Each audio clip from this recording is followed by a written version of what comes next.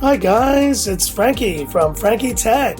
Good to see you guys again, and I'm here to talk quickly about iOS 14. Now, I was up pretty late last night watching WWDC 2020, and there were big announcements the entire evening from iPadOS updates, Big Sur, the new macOS update, and the big transition announcement that Mac is moving from Intel chips to Apple Silicon. A lot of amazing news, but today we're focusing on iOS and specifically these software updates to older phones. And you may be asking, Frankie Tech, is this what I think it is? Yes, that's right, guys. This is the iPhone 8 Plus, and you see I've just downloaded software version 14.0 here on this iPhone 8 Plus that came out in 2017. And from the new smart widgets to the new app library, there's a lot of cool stuff here in iOS 14. But my point today isn't so much about the software, but rather a graphic that I saw on Twitter that showed the supported devices that are receiving the iOS 14 update. And when I saw that this phone was available to update, I went ahead and did that. But what blew my mind even more is not that this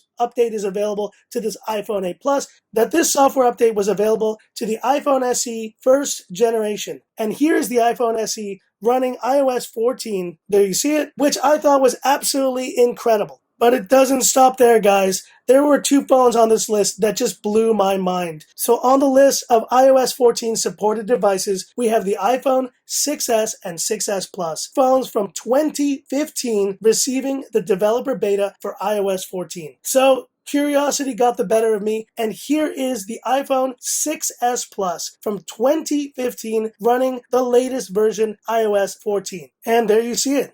And so here they are, guys, phones from 2017, 2016, and even 2015 running software that is even more advanced than the software on my iPhone 11 Pro Max. And that was such a revelation last night that I dropped a tweet that said, despite what you guys think of the widgets, of the app library, if you think that they're copies of Android or Android's had them for many years, I still find it incredible that we have devices from 3, 4, and 5 years back that are now able to run this software. In fact, this is the 6th version of iOS that this 6s Plus is able to use, from iOS 9 to now iOS 14. And the reality is, guys, whether you love Apple or you hate them, that this ability to software update phones much older than the most recent ones is one of the reasons why people love iPhones so much. Now, that's not to say there are limitations to iOS as a platform, and Apple only releases a number of devices. You don't have the choice that you do on Android. To be able to use amazing devices like the OnePlus 8 Pro to really just crazy devices like this Doogie S68 Pro. There are so many choices and so many options in Android world, and yet that is one of the major disadvantages that Android has over iOS. Because of the limited number of phones that Apple has, they are able to support those devices for far longer. And you see here now devices running their 5th and even 6th versions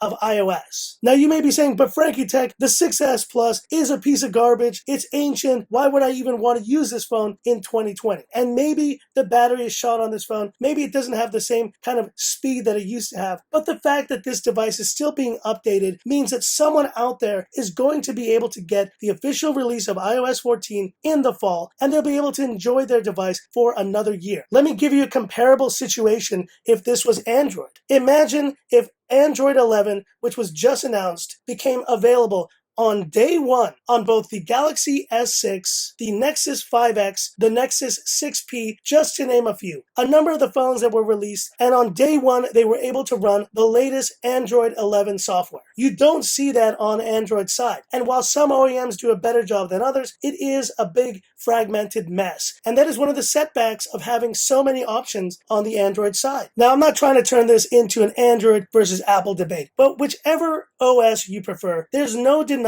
that this aspect of software updates that Apple is able to deliver to their older phones is incredible. And I really do wish that more Android OEMs focused on this type of software update for their phones. I think OnePlus does a great job doing this, and I hope more Android OEMs follow suit. And yet the reality is we have so many different skins on Android. We have MIUI, ColorOS that do kind of their own updates separately from the actual big Android updates. And so I don't think that this issue is going to get any better. And it's for that reason that whether you love it or you hate it, you can't deny this is one of the big reasons why people stick to their iPhones and they keep using them. If you keep getting support year in and year out on your older devices, you're going to build a lot of loyalty to that company and you're going to continue to support their products. And the value of these devices is sustained for a much longer period of time because you can use these amazing new updates on 5 and even 6-year-old phones. And so in the end, I really am just so impressed that Apple was able to do this for these older devices. And whether you love them or you hate them, you can't deny these devices running software that is even more advanced than the one on my iPhone 11 Pro Max is incredible. But hit me up in the comments. What are your thoughts on iOS 14? Do you wish more Android OEMs offered more software updates for their phones? Or do you think this is just a non-issue? Hit me up in the comments. I'd love to hear about it. And also let me know if you want to see a full review of iOS 14. I will probably be testing it out on the 8 Plus, but I definitely want to try it on these older devices to see how it manages on these older devices. Do let me know if you'd like to see a full review of iOS 14. And last but not least, this video was filmed on the OnePlus 8 Pro using the 21:9 4K 30 cinema aspect ratio. I've been wanting to do more of this widescreen video, so do let me know if you liked this look. So that's it for this one. If you liked it, give me that thumbs up. And if you love the content of Frankie Tech, subscribe to the channel. Hit the bell icon for future updates. Thanks for watching, guys. I love iPhone, I love Android, I love both of them, but honestly, this really impressed me, and I hope it impressed you as well. Anyways, that's it for this one, and this is where I leave you by saying, this is Frankie Tech, signing off. Have a good one. Man, 2015. Unbelievable.